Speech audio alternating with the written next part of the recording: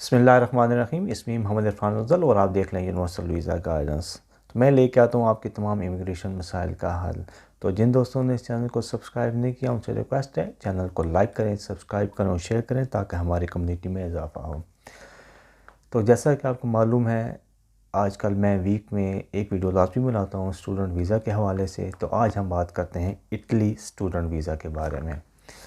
तो इटली को क्यों प्रमोट किया जाता है उसकी चंद रीज़न है। सबसे इम्पॉर्टेंट और पहली रीज़न ये है कि वो शेंजन कंट्री में आता है। अगर तो आपका स्टूडेंट वीज़ा लग जाता है तो आप ट्रैवल कर सकते हैं पूरे ईयू कंट्रीज़ में, शेंजन जोन में।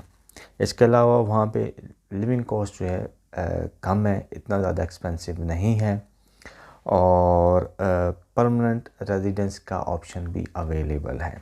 बहुत से यूरोपियन कंट्रीज़ हैं जहाँ पे आपको सेटलमेंट के ऑप्शन अवेलेबल नहीं है, लेकिन इटली में मौजूद है स्टूडेंट वीज़ा के ऊपर। अगर आप 5 साल रहते हैं तो आपको पीआर मिल जाती है। इसके अलावा आप फ्री लैंग्वेज क्लासेस भी ले सकते हैं वहाँ पे। मतलब एक अपॉर्चुनिटी है, आप अपने स्किल्स को एनहांस कर सकते हैं। पार्ट टाइम जॉब्स अवेलेबल हैं, बहुत ही अच्छी और रीज़नेबल जॉब्स होती हैं इनके बड़ी सिटीज़ में, जैसे मिलान में और रोम में आपको इजली जॉब मिल जाती हैं और आपको वर्क भी अलाउड होता है। इसके अलावा अगर आप वहाँ से मास्टर्स या बैचलर 3 साल का करते हैं तो आपको 1 साल का वर्क परमिट भी इशू होता है। So these are the reason because people are interesting to go in Italy as a student visa. Universities के हवाले से हम बात करें तो ये टॉप रैंकिंग में आती हैं वर्ल्ड वाइड। मीन कोई ऐसी यूनिवर्सिटीज़ भी हैं जो कि तकरीबन 200 से ज़्यादा साल पुरानी हैं और उनका एजुकेशन स्टैंडर्ड बहुत ज़्यादा हाई है। तो इनका सेशन जो है अब ओपन है, सितंबर 2021 ऑलरेडी ओपन हो चुका है। तो आप वहाँ पे अपनी एप्लीकेशन सबमिट करवा सकते हैं। मीन उसकी जो डेडलाइन हो जाएगी वो मेरे ख्याल है एंड ऑफ जून होगी। उससे पहले पहले आपने अप्लाई करना होगा। इसके लिए आप अपने डॉक्यूमेंट्स रेडी कर सकते हैं और आप अप्लाई कर सकते हैं। तो प्रोसेस क्या है, पहले हम प्रोसेस पे बात करते हैं कि क्या प्रोसेस है। पहले तो आपने अपना कोर्स सेलेक्ट करना है कि किस कोर्स में आप इंटरेस्टेड हैं। तो कोर्स हमेशा आप अपनी प्रीवियस एजुकेशन से रिलेटेड ही रखा करें। मीन का अगर आपने पहले कोई अकाउंटेंसी की हुई है तो उसी से रिलेटेड आप आगे जाएं। ये नहीं अगर आपने अकाउंटेंसी की हुई है तो आप वहाँ पे बॉटनी ज़ूलॉजी में कोई कोर्स अप्लाई करें तो वो रिफ्यूज़ल का बायस बन सकता है। जिस वक्त आपने कोर्स फाइंड आउट कर लिया, फिर आपने क्या करना है, अब यूनिवर्सिटी की वेबसाइट पर जाएं और अपने आप को वहाँ पे रजिस्टर करें। जिस वक्त आप रजिस्टर कर लेंगे वहाँ पे आपको एक यूनिक नंबर देंगे। उस यूनिक नंबर के बाद आप वहाँ पे जितनी दफ़ा मर्ज़ी है डॉक्यूमेंट अपलोड करें और वहाँ से अपडेट ले सकते हैं।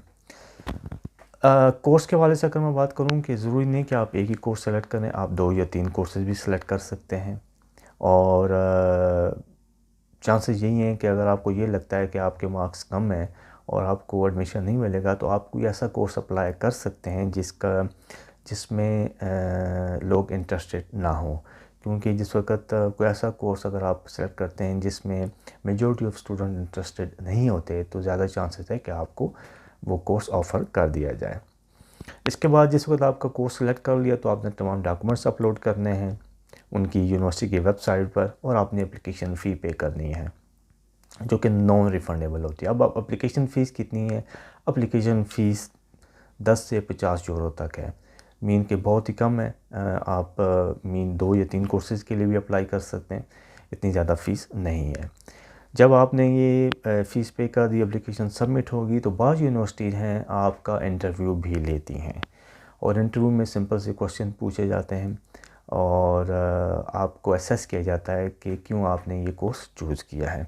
अगर आपका इंटरव्यू सक्सेसफुल हो गया तो फिर आपको अनकंडीशनल लेटर के ऑफ़र किया जाता है जिसके बाद आपने वीज़ा अप्लाई करना है। अब हम बात करते हैं डॉक्यूमेंट्स, कौन कौन से डॉक्यूमेंट्स आपको रिक्वायर्ड हैं। ऑब्वियसली पासपोर्ट आपको चाहिए, पिक्चर चाहिए, एकेडमिक सर्टिफिकेट चाहिए। अगर आपका सर्टिफिकेट जो है वो इंग्लिश में नहीं है तो उनकी ट्रांसलेशन आपने करवानी होगी। लेटर ऑफ रिकमेंडेशन चाहिए, और कम से कम 2 आपके जो प्रीवियस टीचर्स हैं या जो प्रोफेसर हैं उनकी तरफ से लेटर ऑफ रिकमेंडेशन रिक्वायर्ड होगा। इंग्लिश प्रोफेंसी प्रूफ चाहिए। अगर आपने आइल्स किया हुआ है तो बेस्ट है, अगर आपने आइल्स नहीं किया हुआ है तो आपको एक ऐसा लेटर चाहिए यूनिवर्सिटी से या प्रीवियस आपके जो इंस्टीट्यूट हैं उनसे, जिससे ये प्रूफ हो कि आपका जो मीडियम ऑफ टॉट था वो इंग्लिश था। लेकिन यहाँ पे मैं आपको बताता जाऊँ कि आइल्स मास्टर या बैचलर के लिए आपको आइल्स रिक्वायर्ड है, और मिनिमम बैंड आपका होना चाहिए 6।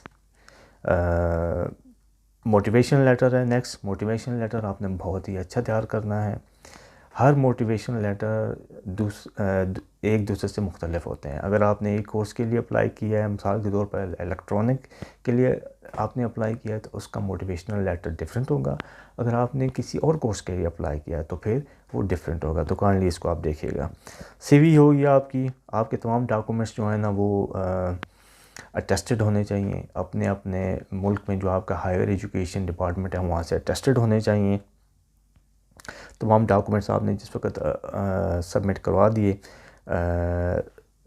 तो उसके बाद आपने एम्बेसी में जाना है।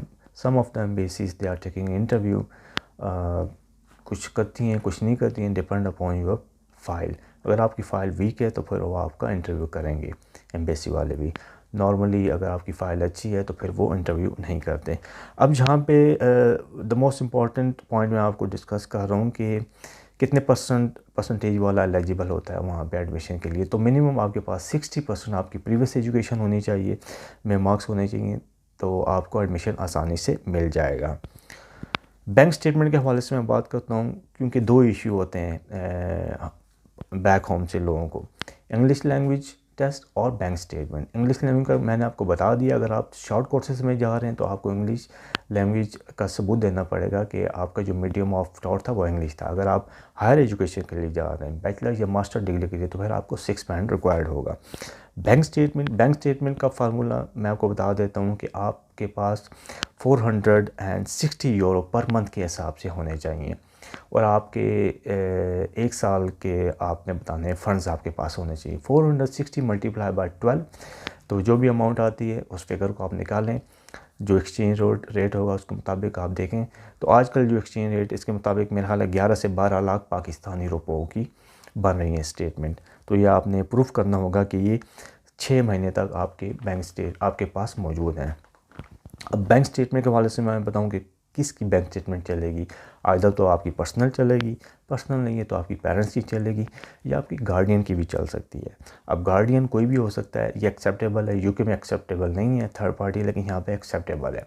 उसको अपना एफिडेविट लगाना पड़ेगा, प्रूफ करना पड़ेगा कि मैं इस तरीके से आपका इसका रिलेटिव हूँ। मीन पूरा आपको एक अम्ब्रेला शो करनी पड़ेगी, पूरा एज अ ट्री बना के शो करना पड़ेगा कि किस तरीके से वो आपका रिलेटिव बनता है, वो आपको क्यों स्पॉन्सर कर रहा है। जो बैंक स्टेटमेंट है वो FBR टैक्स क्लियर होनी चाहिए for at least 1 to 2 years. Mean कि आपको FBR से भी एक डॉक्यूमेंट चाहिए होगा, स्लिप चाहिए होगी कि टैक्स पेड है, एवरीथिंग टैक्स पेड है और क्लियर है। इसके बाद आपका रिफ्यूज़ल लगने के चांसेस ज़्यादा है। मीन वो कंफर्म करते हैं कि जो इनकम आई है वो टैक्स पेड है कि नहीं है। मैं यही रिकमेंड करूँगा कि आप ये जो टैक्स पेड क्लियरेंस सर्टिफिकेट है FBR से, जो लोकल इदारे हैं आपके वहाँ से सर्टिफिकेट से क्लियरेंस लाजमी लगवाएं।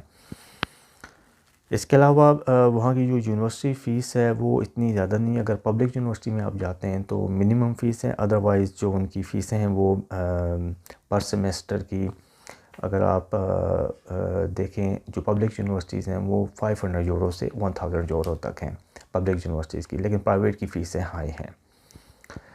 आई होप कि आपको ये वीडियो पसंद आई होगी। अगर आपका कोई क्वेश्चन है इटली स्टूडेंट वीज़ा के हवाले से तो काइंडली मुझसे आप क्वेश्चन कर सकते हैं। नेक्स्ट वीडियो तक के लिए मुझे इजाज़त दें। अपना और अपने इर्द गिर्द लोगों का बहुत ख्याल रखें और मेरे चैनल का भी थैंक यू।